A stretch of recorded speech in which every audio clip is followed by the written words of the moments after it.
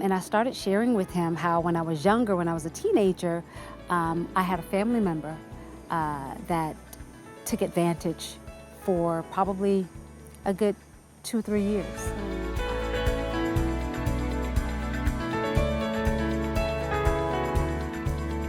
Well, we're back in the backyard of some dear friends who said, come on over with your Just Us Girls team, and here we are. We've got Kara and Danielle, Diane, and Dr. Mary. You're back. We love having you with us. Thank you. You have been a clinical psychologist for 25 years. You've talked to couples and families and individuals about those really deep heart issues. Yes.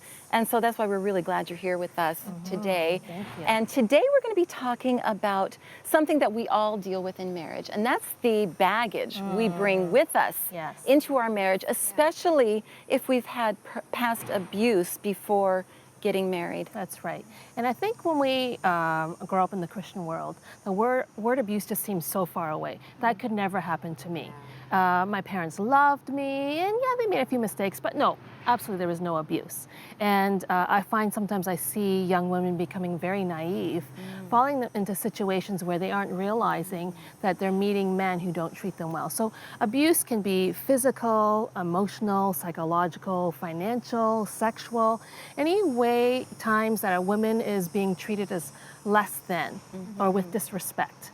And so, you know, all of us come through life with having had some experiences, and even if we've had great parents, we still struggle because we live in a fallen world and our parents are broken people as well, and they have their stuff too.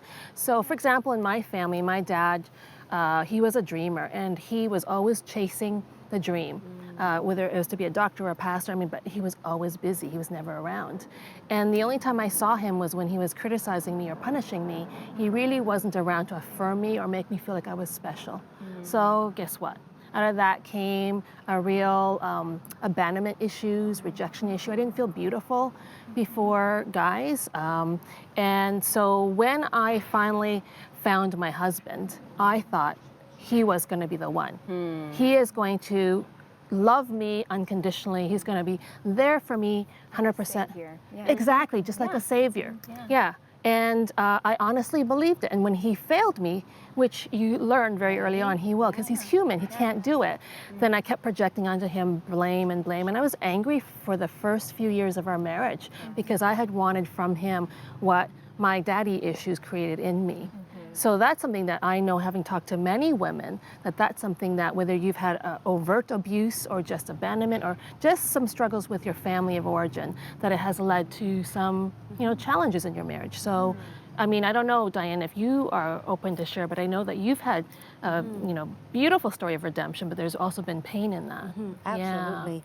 Yeah. And it's funny how you talk about how it affects your marriage, because for many years, I just recently started sharing my story because I was so embarrassed. I didn't know how to talk about it. Right. No one in my family knew, no one. And it's something that I kept as a secret for so many years, A lot of right? shame.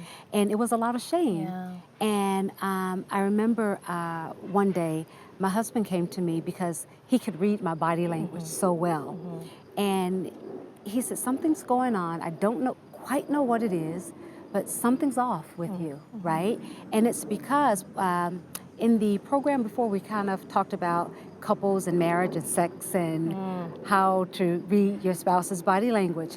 And sure enough, the floodgates just opened. It was time for me to just release, right? And I started, because my husband didn't even know. And I started sharing with him how when I was younger, when I was a teenager, I had a family member that took advantage for probably a good 2 or 3 years. And it was done in such a way that he made me feel like he was doing it to help me. Oh, wow. Right? Talk about manipulation. And if you let me touch you here, I'll give you this. Wow. If you let me, or he would tell my parents, oh, I'll come pick her up and take her to church today. You don't have to worry about her getting there. And I would look at my mom. I remember I would look at my mom and I would just pray that she would say no, right? And she trusted him so much because he was family. Yeah. Oh, sure, no problem. He would take me to church, and on the way to church, the hand would start, right? And I'd be mortified. And this went on and on and on. And I was terrified to say anything because I knew my dad would kill him. Literally, he would kill him. I knew my mother trusted him so much. Right. And It he would be a was family. betrayal. It would, and you know, in those days, you didn't talk about stuff like that. You know, families didn't want to hear that. They didn't want to. So what did I do? Keep it in. Suppress it. That's right. For years. And it's all your fault. I It's just something covered shameful. it. I was embarrassed. I was like, maybe it was my fault, right? And for years, I dealt with that. And when I was able to share that with my husband, it was like God just lifted 1,000 pounds off my chest. Like it was a night of just crying. It was a night of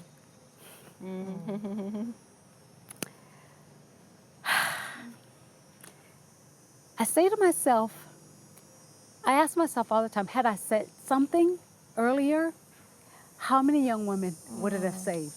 Because years later I found out that I wasn't the only one. And it was worse things that happened to other girls that maybe I could have prevented had I spoken up. And it was just to be able to talk about it was huge for me. And I thought that it was important because I have girls. Right.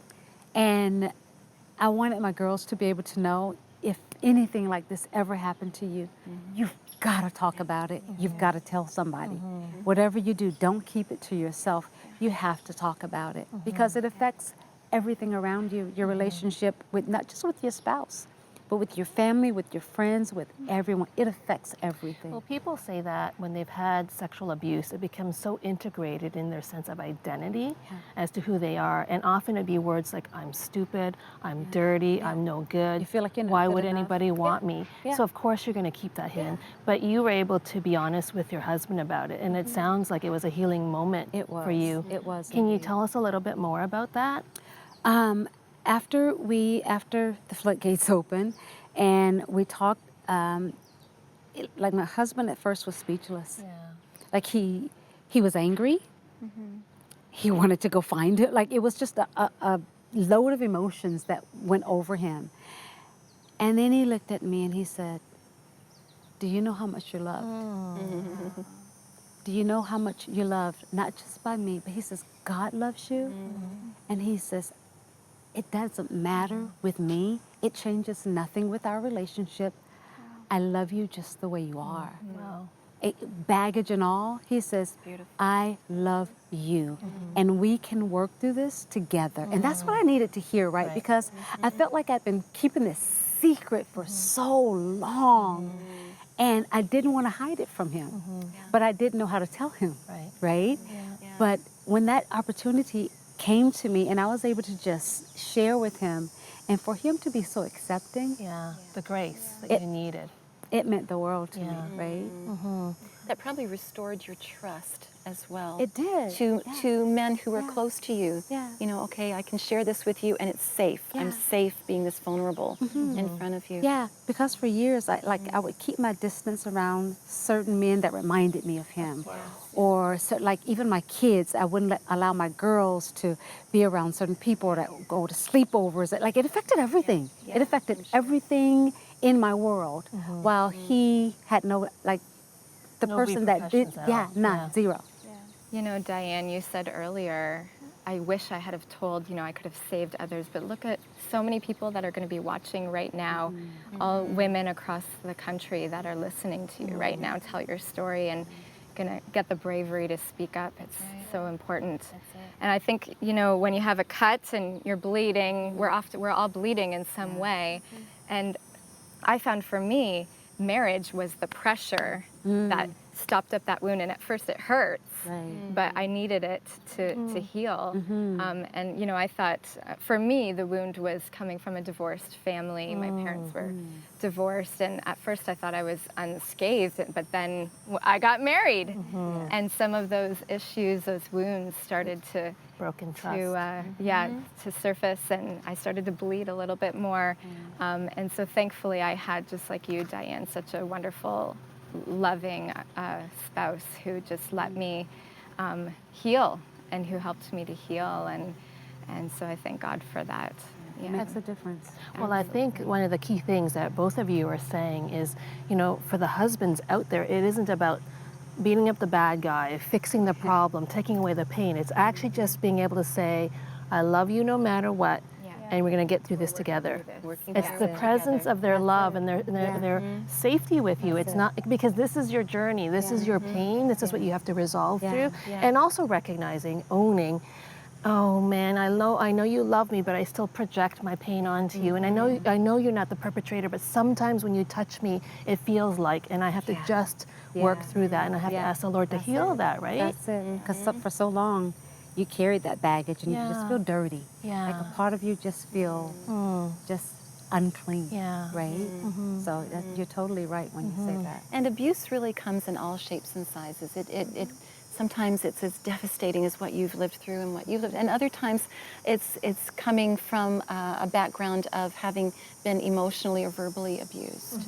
You know, it might not seem like that bad, but It's really worse. for a child, it horrible. cuts deep, and it really does scar you, and you have to relearn how to relate to people in those trigger points of just, okay, take a step back, and it's like, my husband isn't the one who hurt me so badly, and so when he says things like that, it's not coming from a bad place. It's an innocent place. He doesn't realize it. So having to walk through that and work through that is crucial. Well, this has been a different Just Us Girls, where we've really shared very vulnerably from our hearts and candidly. And thank you, girls, for opening up the way you did, because this is very vital that we share like this. Well, stay with us. There's more Better Us to come.